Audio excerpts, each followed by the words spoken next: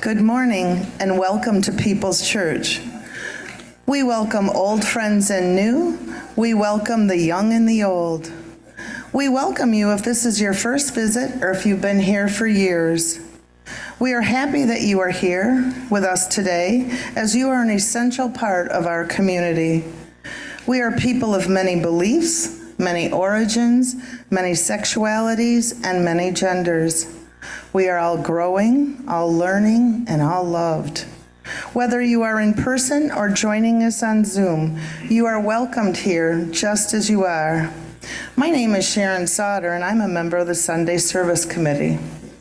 Our guest speakers today are Missy Howse-Kurtz, April Schmidt, and Tim Kieffer, who are members of the Dismantling Racism Team, which works in collaboration with the Board of Trustees to apply anti-racist, anti-oppressive, multiculturally-centered principles to the collective work of the congregation. And we have a very special announcement today. Thank you. We have some wonderful news to share that Reverend Rachel has been selected to receive the Isaac Clergy of the Year Award.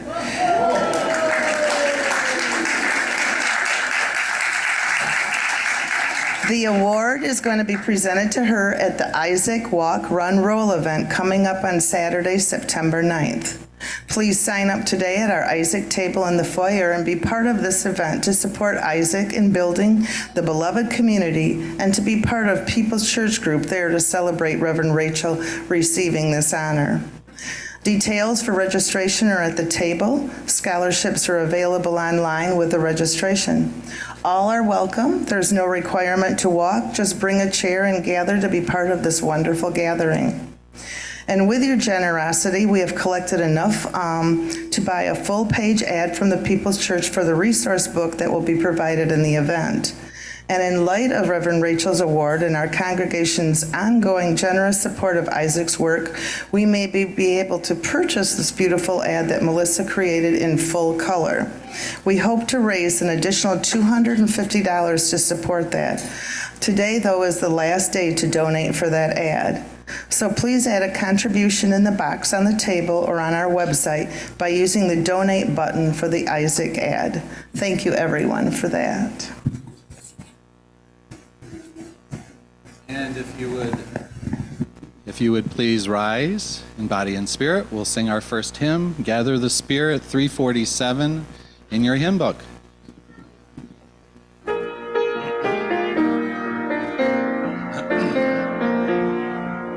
Gather the Spirit, harvest the power, our separate fires will kindle one flame, witness the mystery of this hour, our trials in this light appear all the same. Gather in peace, gather in thanks, gather in sympathy now and then, gather in hope, compassion and strength, gather to celebrate once again.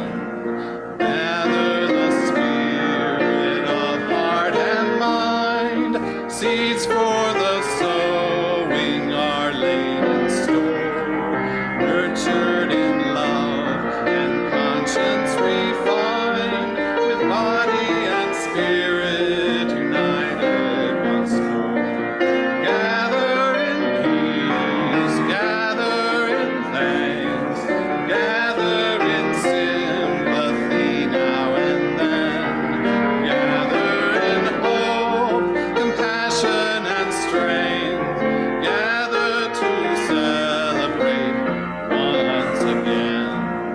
Gather the Spirit growing in all, drawn by the moon and fed by the sun, winter to spring and summer to fall, the chorus of life resounding as one. Gather in peace, gather in thanks,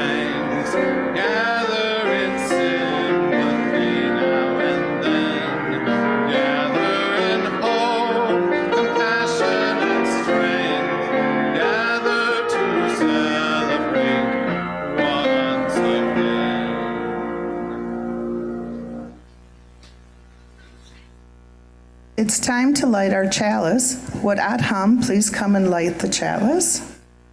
If you're lighting a chalice at home, I would invite you to type in the chat box, "A chalice is lit," wherever you are. A Chalice Lighting for When Things Aren't Okay by Reverend Molly Brewer.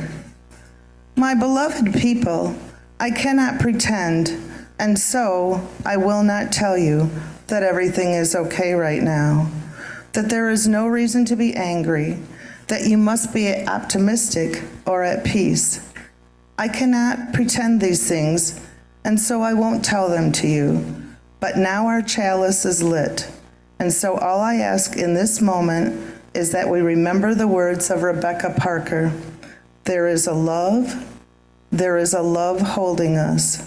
There is a love holding all. By the light of our chalice, let us rest in that love.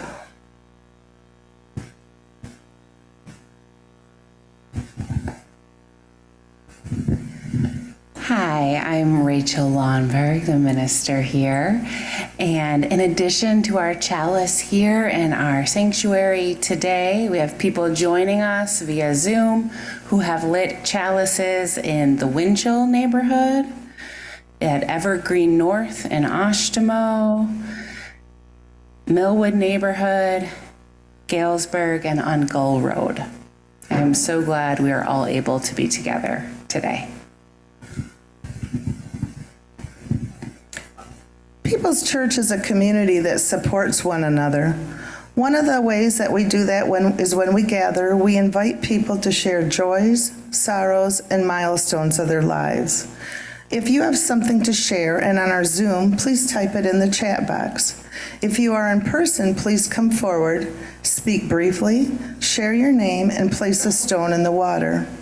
If you do not want to share, you can simply state your name and place a stone in the water. We will now pause the recording while you share for confidentiality. Sorrows, triumphs, and milestones we are holding in our heart today, those in our wider community and those in our wider world.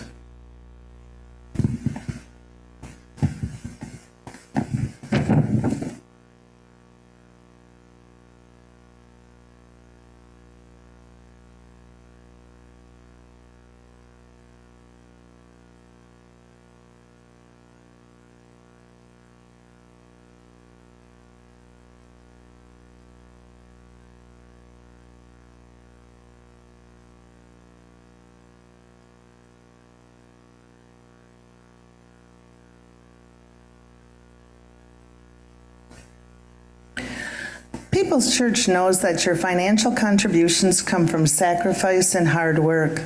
As a church, we commit together to ensure the future funds we gather collectively do a greater good for our world and ourselves.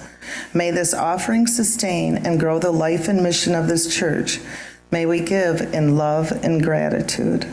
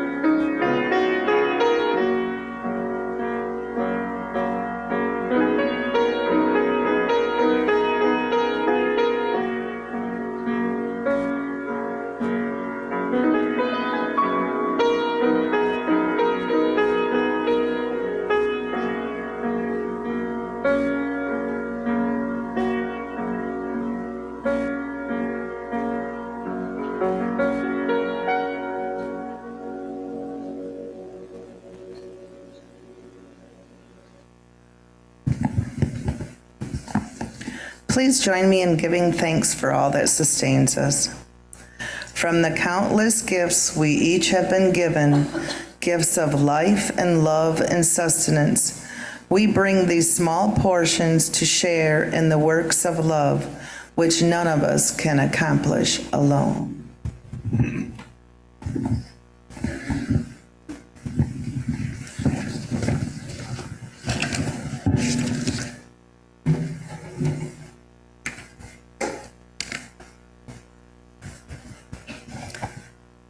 This is a class assignment on microaggression by Leah Frenay. Chocolate is great, it's really neat, but to be the color, it's bittersweet. This is the experience of a lifetime that Hershey's must undergo. To read, to be told, to hear. That is almost good enough, almost pretty enough, almost smart enough. Too reserved and mannered to be this and that. Tears down almost all confidence that Hershey has. It takes away its natural state, like a Hershey left in the heat.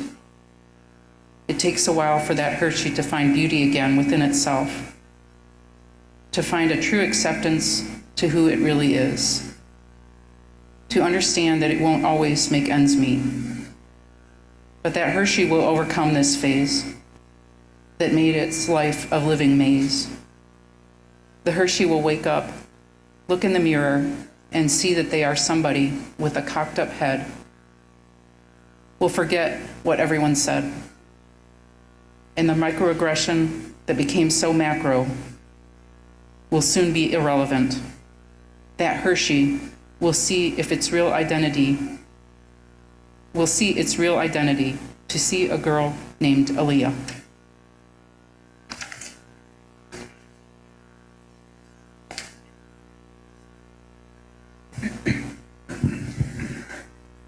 Our next reading is by Octavia Butler in Earthseed, the Book of the Living. It's probably 1. Verse 43, Parable of the Talents. To shape God with wisdom and forethought, to benefit your world, your people, your life. Consider consequences, minimize harm, ask questions, seek answers, learn, teach.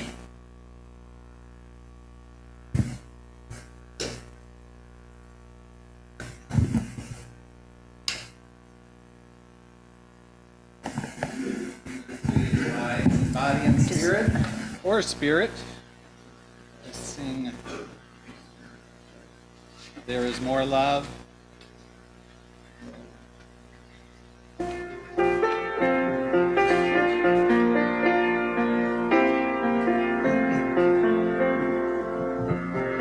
There is more love somewhere. There is more love somewhere.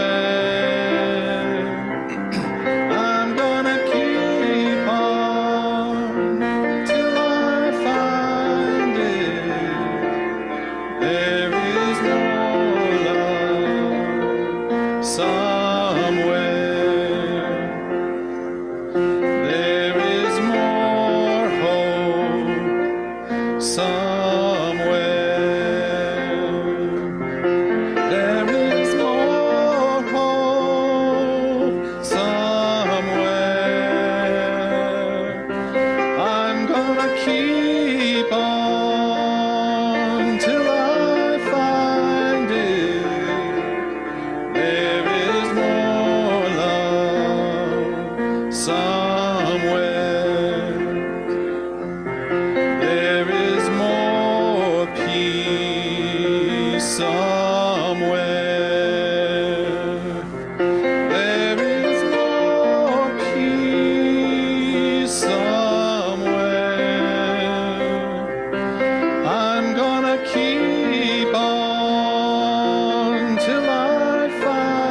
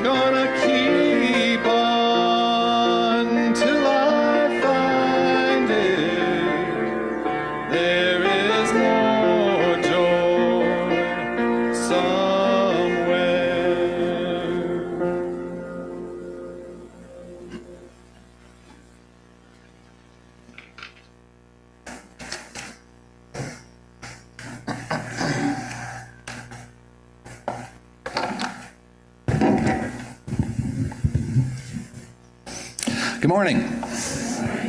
I'm Tim Kieffer, and this is not something I'm fond of or comfortable with. So I will plow ahead and get on with today's reflection. Today's reflection is based on an article written by Kristen Rogers from CNN to address racial microaggressions encountered at the workplace. Rogers writes that saying, "I don't see color," may be a well-intentioned turn toward diversity, openness, and acceptance, but the truth is that all of us do see it, and the differences we have, culturally, ethnically, and racially, ought to be embraced. Microaggressions are described as offhand remarks that might not sound or seem overtly racist, but they highlight the unaddressed biases many of us have when it comes to race. And although we will be focusing on microaggressions toward people of color, microaggressions can also be directed toward people because of their gender, their culture, their sexuality, their disability, and their religion. Daryl Wing Su, a Columbia University psychologist, describes microaggressions as the everyday slights, indignities, insults, cultural appropriation, and put-downs that people of color experience in their daily interactions, often from well-intentioned individuals who are unaware of their own white privilege and who are engaging in an offensive and demeaning way. Microaggressions are not harmless, trivial, or insignificant. They are ever present in the lives of people of color. Microaggressions are constant and cumulative in the life of people of color or marginalized group members. They occur to people of color from the time they awaken in the morning until they go to bed, from the time they are born until they die. In isolation, microaggressions may seem harmless, but an onlooker may not realize that the target has already experienced 3 or 4 other microaggressions while going about their day. Microaggressions take a heavy psychological and physical toll on recipients as well. They are constant reminders to people that they are second-class citizens, which decreases the mental and physical well-being of these individuals. This is compounded by the racism in healthcare that can make it difficult to get proper treatment for these issues. The ability to problem solve, the ability to perform well at work, and the chance to do well in school are at risk when microaggressions are present. Microaggressions are also symbolic of past historic injustices, many of which have also been subjected to whitewashing.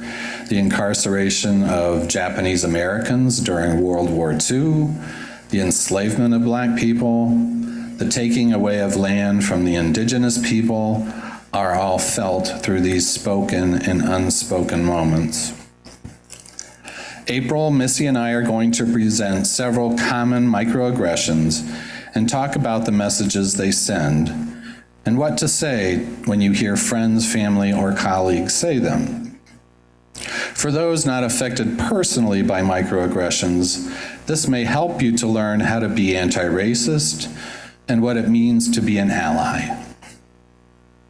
April? Do you want to put that? Do I just hold it? Just like this? Switch spots. Okay. Here. We definitely practiced. Okay. So some of these microaggressions, the way the article has worded them, is as though they were spoken not directly to a person of color, but maybe a comment to other people around you. So just something to think about. These can happen directly or in situations where you're not directly speaking to that person. They are so articulate, or they don't sound black. This remark seems like a compliment, but it's offensive to a lot of black people. They usually don't have to be that articulate for someone to say that to them. When a white person says it, it usually implies they didn't expect to hear intelligence from a black person. The black person didn't fit the white person's offensive stereotype, so the white person complimented them for surprising them. One thing you could say to the person who made the microaggression, I know you meant that as a compliment, but unfortunately that connects to a larger history of people being surprised that black people can speak so well. I'm next. Then you. Another microaggression. Don't blame me for racism in this country. My family never owned slaves. This statement assumes that as slavery was abolished and the U.S. Civil War concluded, so did racism, when really it has continued in new forms. Much has been written on modern slavery, racism, and how white people still benefit from discrimination. You could say to the offending individual, no one is asking you to accept blame, but people are asking you to see how all of us are connected in society. And they are asking you to see that one person's disadvantage is, on the other side, one person's advantage unfairly earned. It's important to understand how the system is disadvantaged even after slavery was abolished, and take responsibility for working for a more just society for all. Really? Another common microaggression is a statement like, white privilege doesn't exist, or to discount white privilege. Differences in racial privilege show up at a personal level, too. White privilege may mean not having to stress over whether your hairstyle will cost you a job or even an interview. It's not having to worry about whether your skin color was the reason for your mortgage application denial. One thing we could say to an offending individual is, have you ever had to consider whether your hairstyle or the color of your skin cost you a job, an interview, or fair treatment when seeking a loan? Another microaggression that we often hear, all lives matter. All lives do matter, but in this context, it's black lives that seem to matter less when they're not being treated with respect. When you hear someone say, all lives matter, a response might be, saying Black Lives Matter isn't saying that only Black lives matter, it means Black lives matter too. When someone says all lives matter without acknowledging the movement of the Black Lives Matter, they're ignoring the racism exemplified in police interactions that end badly. Another example, imagine you're at a funeral where someone is mourning the death of a loved one, and you say, yeah, but my grandmother died 5 years ago. All deaths matter. Both scenarios are insensitive to the pain of the people who suffer in the moment. Another one that could happen is, I'm not racist, I have a black friend. You may not be racially prejudiced, but knowing black people doesn't keep you from engaging in discriminatory behavior or failing to challenge racist practices. We all have it inside of us living in this country. You could say to the person who made the microaggression, saying I can't be racist is denying the larger social context in which all of us are living. It's not about our individual intentions or biases, it's about our collective work. So even if we have all the best intentions, as long as we're supporting racist policies and ideas that are beneath those policies, all of us can be racist.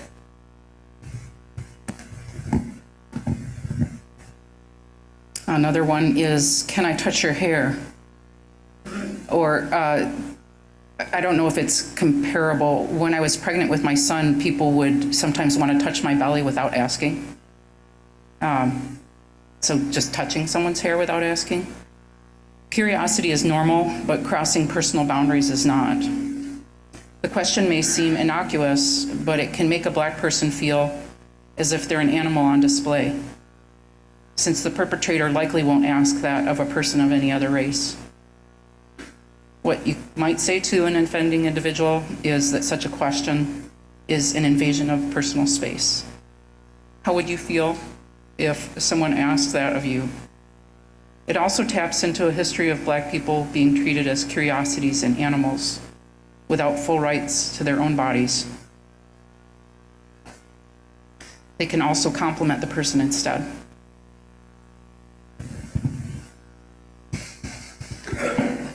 Another one, I'm colorblind. When I look at you, I don't see color. This was referred to in the opening thing that Tim read from the article. The intention of this comment is inclusive, but people of color are saying their color and identity do matter and impact how they experience the world. Statement is offensive because it could indicate that you aren't listening or are dismissing what people of other races are telling you as a white person. You could say, saying that we're colorblind does acknowledge the implicit bias that still goes on. There are systemic laws and policies that have made life harder for African Americans and other people of color to feel like they're able to fully survive and thrive. To say I'm colorblind is to dismiss, ignore, make invisible the pain and suffering of people of color.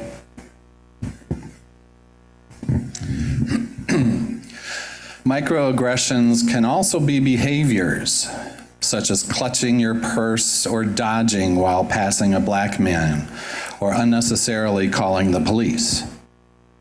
These behaviors suggest that Black men are menacing.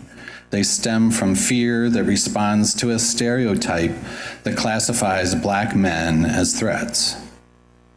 If you're present during this kind of situation and tensions are high, attempt to de-escalate the situation by asking the perpetrator to take deep breaths and to explain what makes them think the person is a threat to them.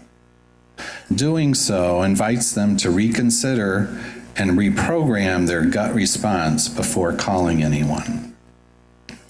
If authorities do come, stick with the person perceived as a threat through that experience. Speak on their behalf regarding what actually happened, and act as a witness for what happens during questioning.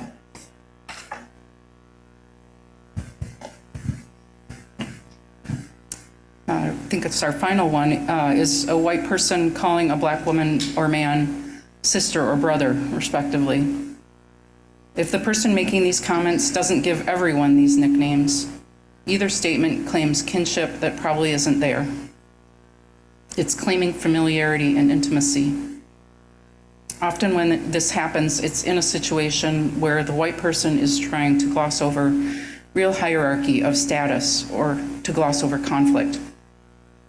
If the person hasn't really interacted with Black people before, they may also be unconsciously overcompensating when trying to make a connection by assuming that's how Black people talk.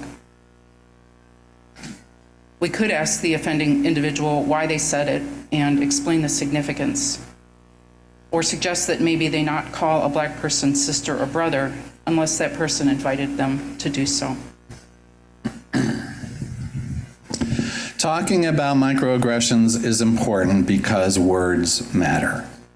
If our words are destructive, even unknowingly, we need to be able to change and to learn how to speak new words that can build people up and help people feel strong, included, and embraced. Our words have huge consequences, literally, in the life and death of our fellow human beings. If someone tells you that a remark you made was harmful, be open to criticism. Thank them for bringing it up and apologize. Know that the person isn't trying to shame you, but that correction is coming from a place of encouragement to grow. receive it with gratitude. You can ask what part you got wrong and why. In this country, we sometimes see only innocent versus guilty, but people are more complex. They are learners, and it takes time. And that's the end of our reflection. All right, we're getting there. So I know that what we typically do is divide up into small groups. It's sometimes encouraged to get into a group of 4 to 6 people, of people that you're not familiar with. So why don't we try to do that? Before you start shuffling, the 2 questions are, I don't know if they're up there, they're in your the order of service. Have you witnessed one of these microaggressions that Missy and April and I talked about, or have you witnessed others? If so, how did it make you feel, and how did you respond? Please listen to each person in your group. Try not to comment on what they're saying until the entire group has had an opportunity to make their comment. You could move right into the second question then once your group is ready. Do we as individuals and as a collective entity at People's Church have a responsibility to respond to microaggressions? Okay, scramble. You'll have about 10 minutes. So we're gonna sing here. This little light of mine, if you don't know it, you can fake it. It's pretty easy, but it's in the hymnal, number 118.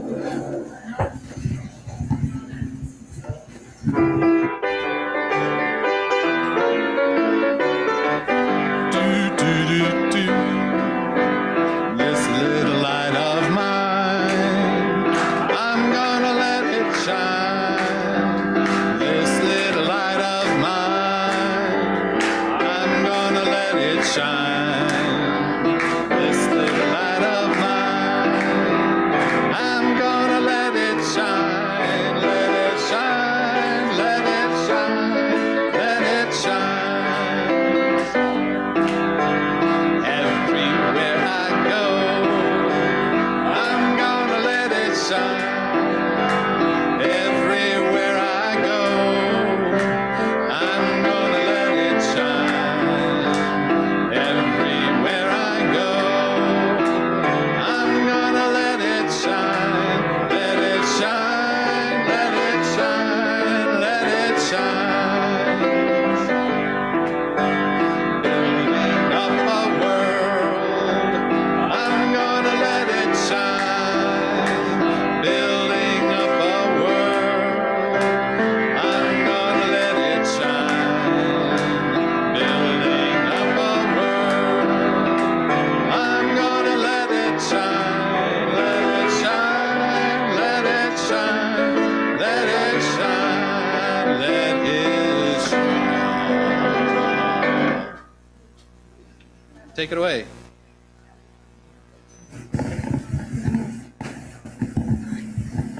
I just wanted to show some gratitude for the rich conversations I couldn't hear, but I felt in the room. So thank you for engaging in this sometimes challenging conversation to connect with each other a little more deeply. Our closing words today are a prayer for living in tension by Reverend Joseph M. Cherry. If we have any hope of transforming the world and changing ourselves, we must be bold enough to move into our discomfort, brave enough to be clumsy there, loving enough to forgive ourselves and others. May we, as a people of faith, be granted the strength to be so bold, so brave, and so loving. Go now in peace.